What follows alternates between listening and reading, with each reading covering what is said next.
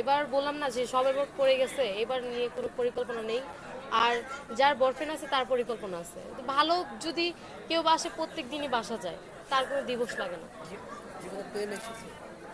প্রেম আসে, সবার জীবনে আসে, একবার হইলেও আসে, হয়তো বা আসছিল, আপনার চলে জীবনে গেছে। কতবার এসেছে? একবারই আসে, অরিজিনাল প্রেম তো একবারই আসে, বারবার আসে না, তাই না? মনে করি একবার পড়েছি এটাই না, আর বারবার পড়ার দরকার নেই। আর তার পাশাপাশি তো মা আছে, আমি মনে করি লাইফ আর কাউকে দরকার নেই। এই ভালোবাসা দিবস কার জন্য উৎসর্গ করবেন? আসলে এটা হচ্ছে আমাদের প্রত্যেক বছর একটা হয়ে গেছে যে বিশ্ব ভালোবাসা দিবস। আসলে ওই দিনে হচ্ছে সবাই ঘোরাফেরা করে, ছবি টবি তুলে, গার্লফ্রেন্ড বয়ফ্রেন্ড নিয়ে বের হয়। তো আমি প্রত্যেক বছর বের হইলে আমার মাকে নিয়ে বের হই।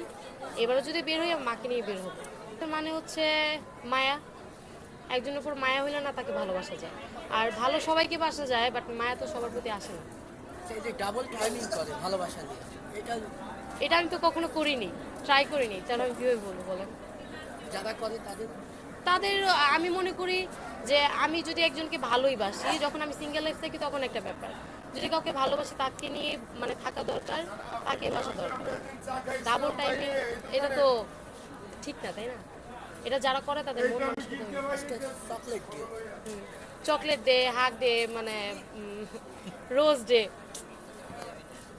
কোনো ডেই নেই আমার কাছে। আপনি কি কি ডে পালন করছেন এই জীবনে? আমি এগুলো কিছুই পালন করি না, মানে আমার কাছে মনে হয় না এগুলো পালন করা দরকার।